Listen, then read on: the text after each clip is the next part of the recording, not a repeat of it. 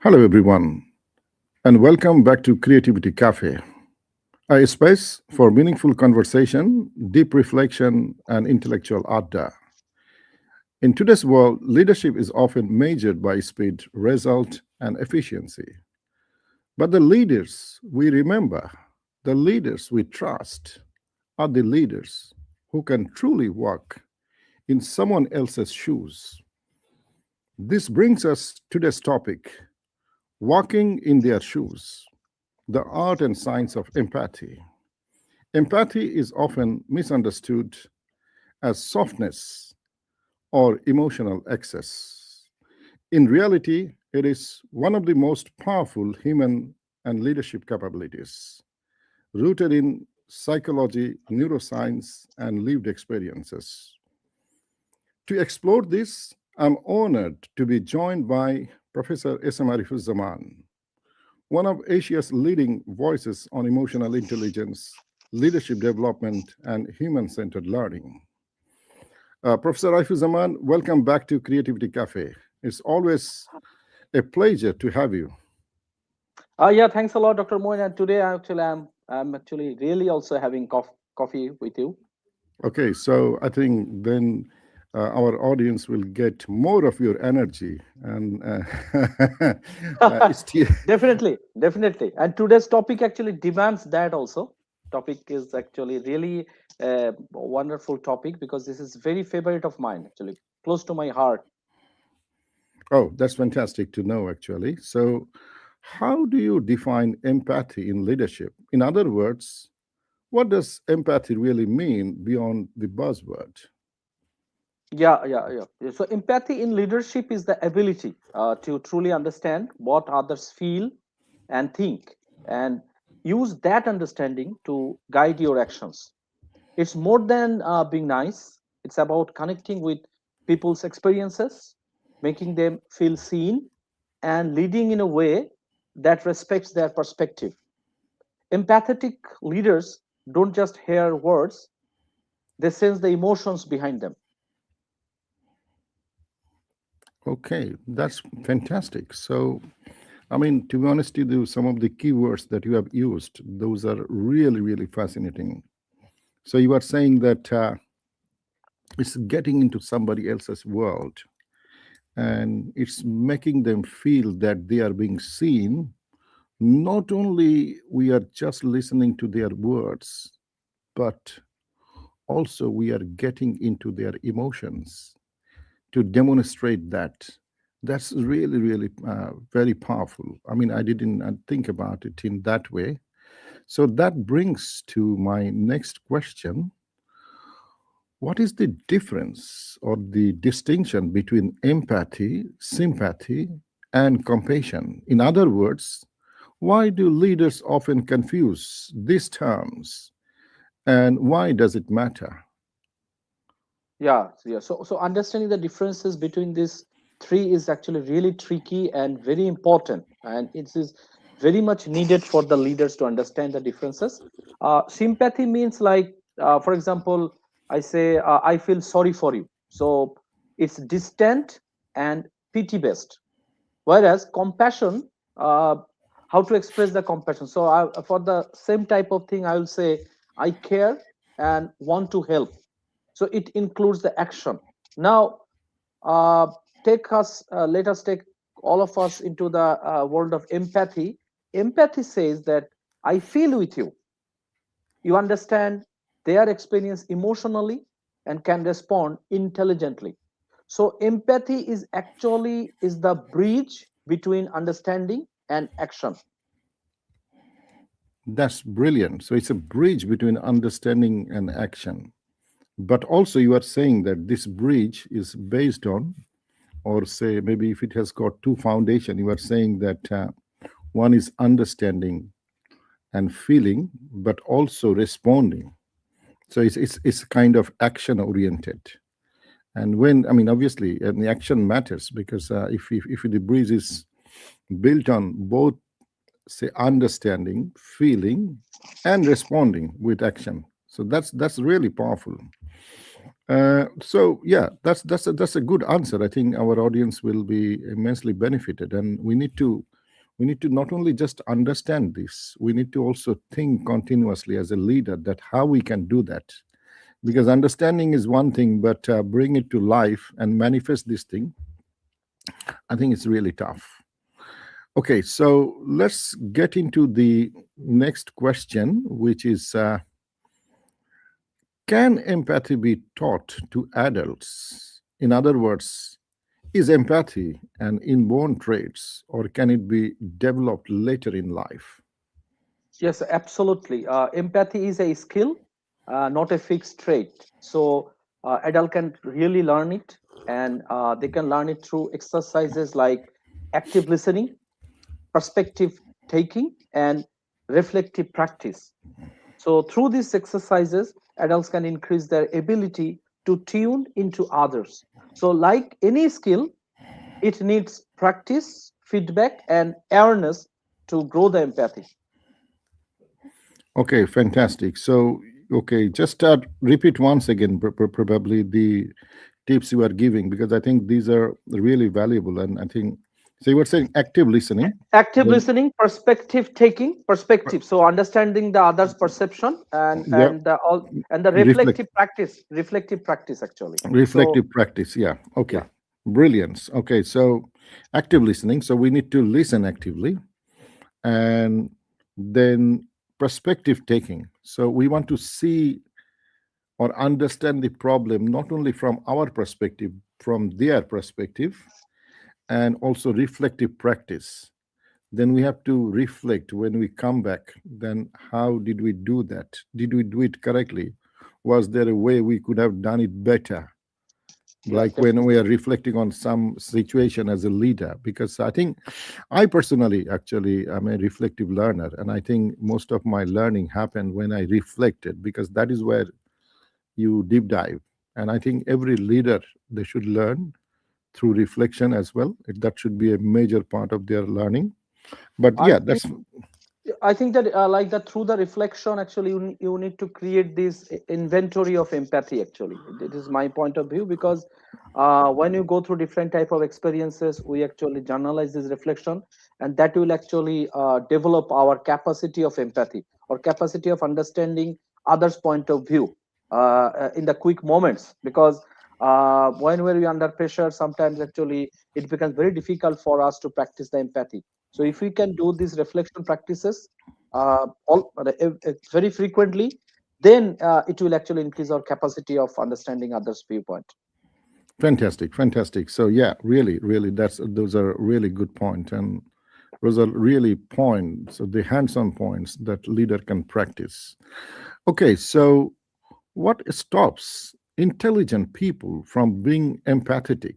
In other words, if I want to elaborate this question, why do some highly capable individuals struggle with emotional connections? Yeah.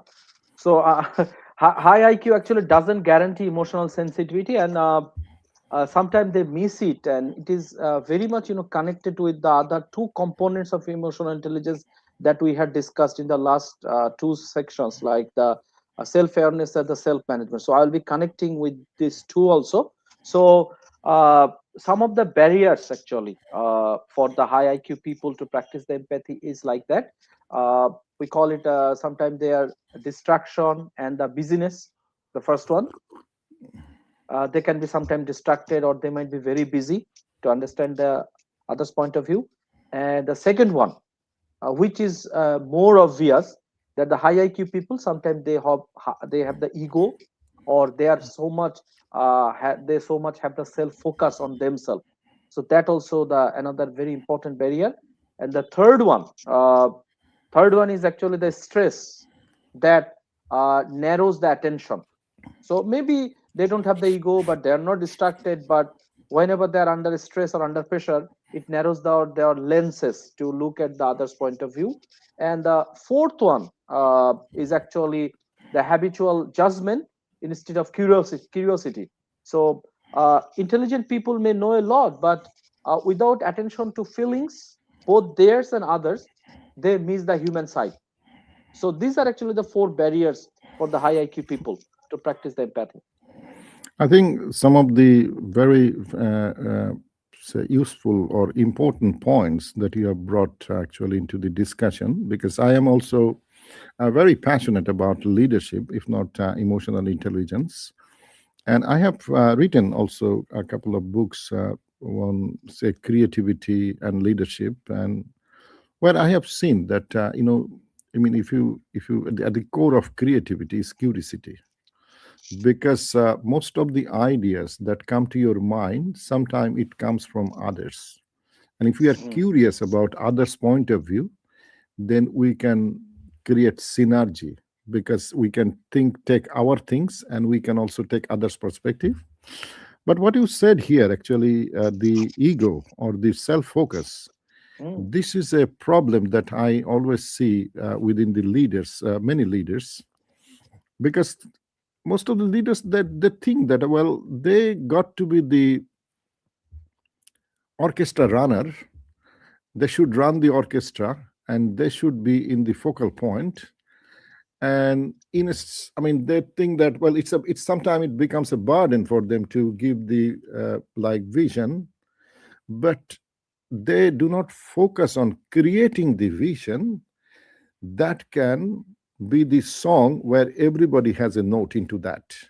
wow, So yeah, wonderful so metaphor. yeah, so I think you have just mentioned that. So when they are self-focused or when they have got ego, they think that it is their burden to solve the problem, Mm, but they yeah. don't think that actually they are, when they depend on their team, they are not even on a stress as well, because Mm, they understand that, okay, this is a problem, but it's not me who has to solve the problem, and I don't have to be uh, the main person. I do not remember actually exactly where I heard about this, but there was a sort of saying I come across which says that you can achieve anything in life so long you don't care who gets the credit, mm. Yeah, because you can wonderful. solve.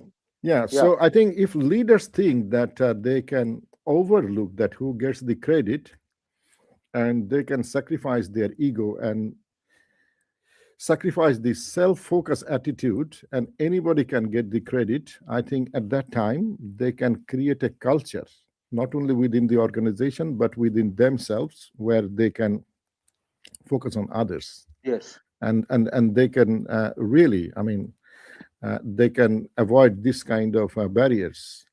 I mean, in this regards, I need to actually also add to something for our audience. I mean, when I was reading this Good to Great leadership book, I think you have definitely read the book. Yes. And this is such a good book that in the foreword, the author was saying that if this book is not published and somebody do not publish this book, what a mistake they are going to do.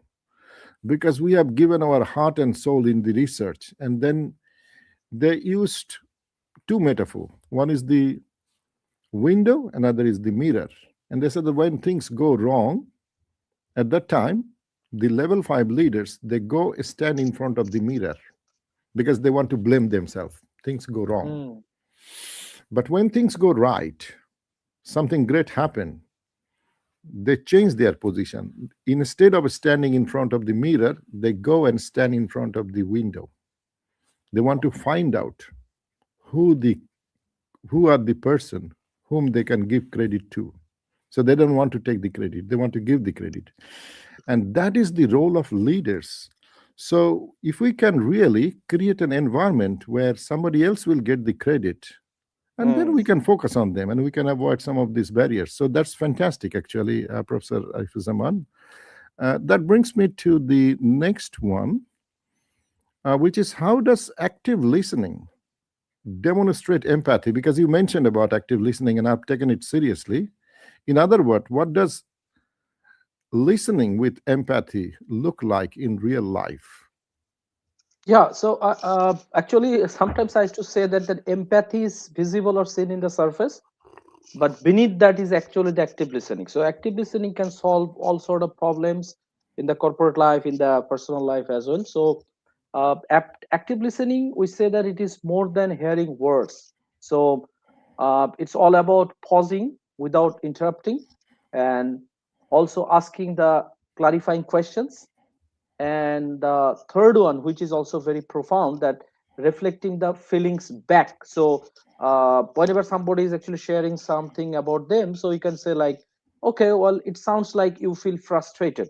So only this sentence can actually, that you know connect yourself with the other person so nicely. So it signals, I am present, I understand, I care. When people feel heard, trust grows. Okay, fantastic. Okay, so yeah, okay, so don't think that I'm not looking at you because I'm taking note actually as you were talking because I want to summarize a little bit. So yeah, you explained it so well. You said that empathy is like at the top, but beneath is the active listening. So the empathetic leaders, they are not just, we can see the empathetic leader at the top of the iceberg, that these are the leaders, they are really connecting with people, but they have been made so bottom of the iceberg are something else, and there are active listening. But you also said that it's like that, okay, you are present, so you are absolutely present to get whatever they are saying, then you understand, but you also create a sense of understanding in their mind that you care.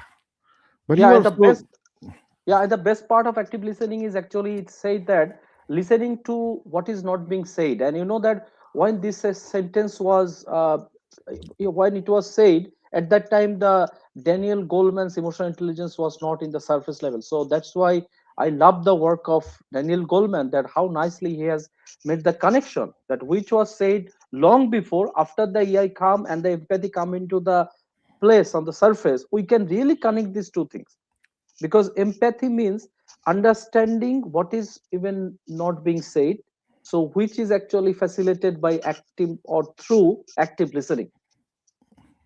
I think that's really, really powerful. What's not being said. That's really, but you also mentioned that strategy very clearly, or tactics, whatever you said, that you pause. Yeah. So you pause and you really focus, listen to them, and then you ask question. Because you pause, and then when you ask question, then actually you clarify if you don't understand something. But you said that also you reflect back the feeling. Oh my God, that's really, really powerful. I can, it reflects actually, I can, it reminds me about a scenario. I was taking a weekend courses actually, weekend course at Oxford University, and it was on leadership. And they were trying to teach us the mindfulness of understanding things. And they said that, okay, close your eyes for 3 minutes and just don't talk, and just try to listen that what are the noises in the room. And Mm, we really could hear a lot of noises, that the, wow. the noises coming from the environment, but we did not pay like understand that those kind of noises are already there. Maybe the fan is rotating, the wind is coming. So this practice really, really matters, because I think these are, now I can understand that why all these small habits that makes a big difference. Okay, that makes a big difference. Okay, so let me go into the next question. uh, okay, are there risks of having too much empathy? Can empathy ever become a weakness or a burden? I think that this is the most important question of today's session, and I believe that those who are watching our episode, they can really benefit a lot from this question. So yes, that's true, because we have to be always within a boundary, or within a window. So when there is a empathy without boundaries, that can lead to emotional burnout. So this is the first risk, because they are caring too much about others. And the second one, which is also very dangerous, that is, it can cloud our judgment as a leader, because we might be caring so much that we will not see the obvious thing, and that will lead us to another dangerous thing, that is, it can let us make tough decisions harder. So leaders need balanced empathy, understanding others while maintaining the clarity and accountability.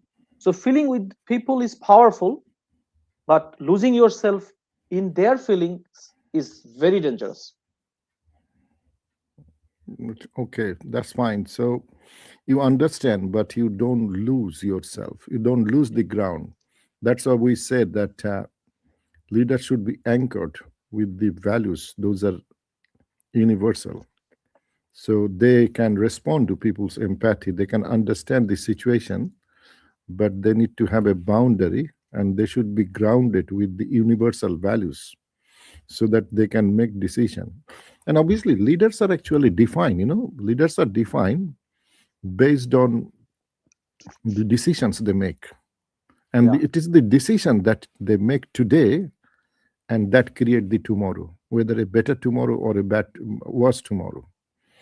So it is the decision making. So ultimately leaders influence, but at the same time they are the decision makers. So that is that it's I mean, you answered this question really, really good.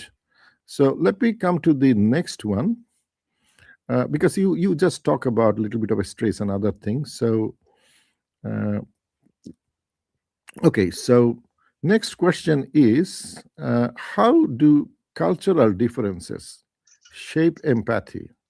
Does empathy look different across cultures and social contexts? Yeah, that's another interesting question. That empathy is actually universal, but the way it is expressed differs. Some cultures value direct emotional expressions, others value restraint, and also in terms of the non-verbal cues, so like eye contact, gestures, tone, it vary from culture to culture. And also understanding the context is the key. So empathy in one culture may need different behaviors in another. So so global leaders, they need actually cultural awareness to empathize effectively. Okay, so yeah, I think probably you were just saying something that is also relating to our future, the topic, that the social skill, and then obviously we will get into the cultural arena, cross cultural communication and things like that.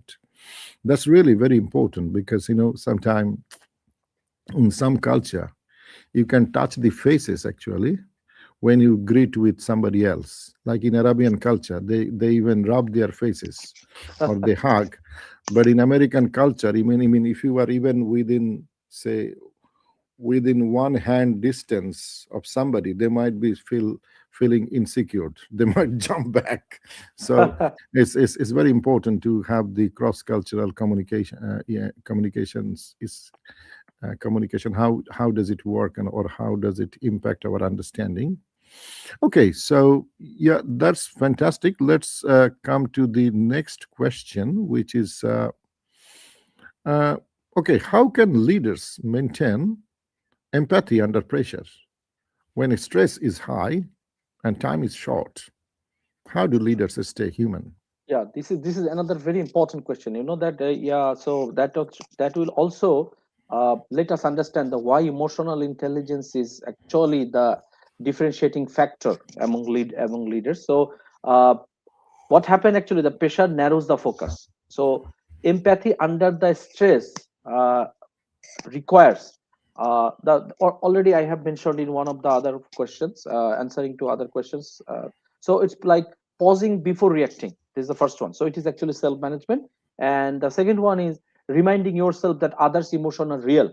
So uh, you need to understand that maybe the the reason behind the emotion is invalid or not justified, but the emotion they are expressing is real.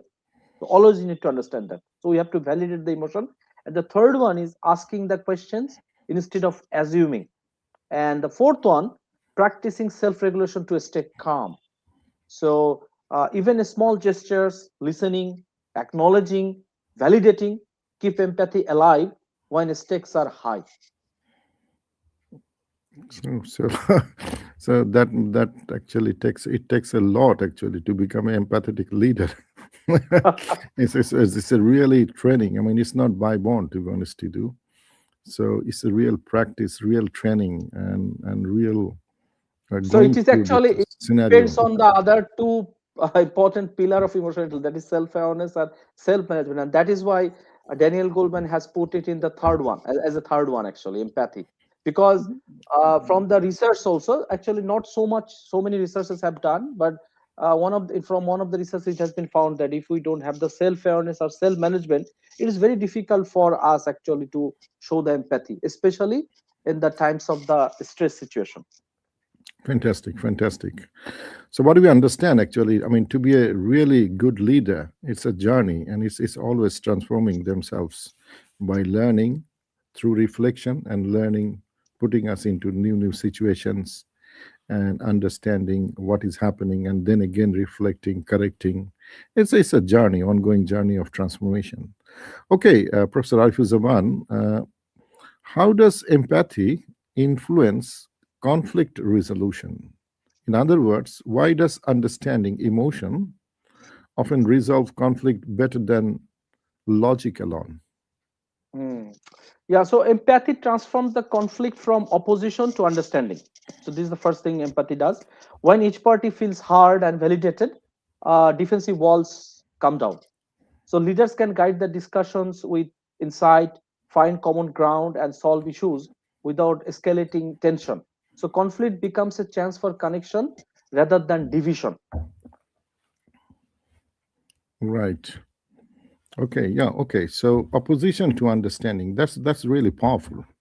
So sometime actually, I mean, also, I mean, I was attending a leadership actually training the other day, and it was really discussion about how to lead a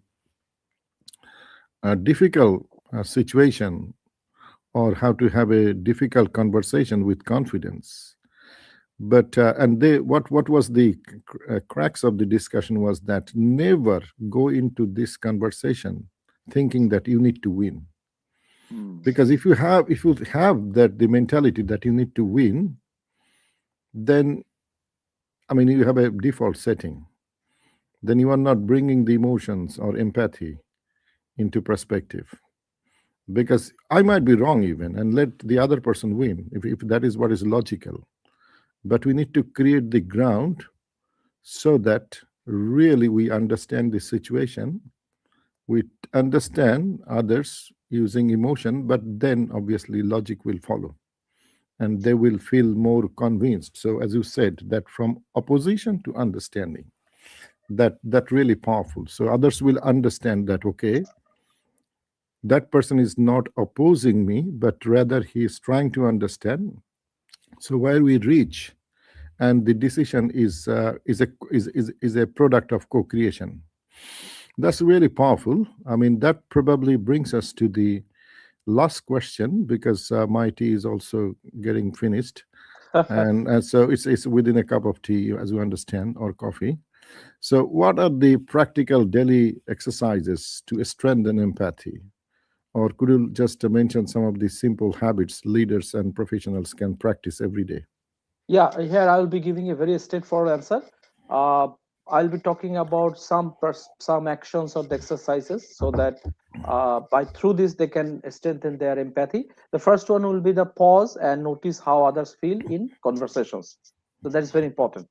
Don't actually like lose your focus. So try to understand how others are feeling in the conversation. And the second one, which is very powerful, ask open-ended questions and listen fully. And the third one, reflect on your own emotional responses to others' experiences. That is very important. That will help us to understand others' perspective and that will let you put yourself in other shoes. And the fourth one, which is very stressed, but I have found it to be very powerful, that read fiction or stories to explore different perspectives. And the last one will be the keep a daily empathy journal, which is really challenging thing to do, but it can really help us a lot. So keep a daily empathy journal, write about someone else's day from their viewpoint. So small, consistent practices grow big emotional awareness over time. Fantastic. That's really, really powerful. And I mean, you mentioned the storytelling, reading fiction and stories. This is really powerful because, stories are reflection of life. And when you really read a story, you might get a message. I was reading a book, and the book was saying that stories are so powerful, particularly in a leadership and organizational context, that a group of people, they were having a very crook leader, and the leader was really behaving bad with them.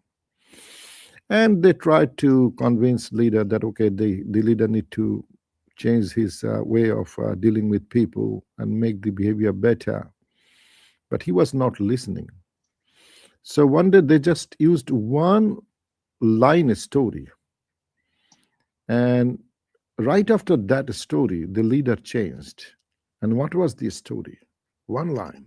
And they said that a man treating the horse badly will soon be walking.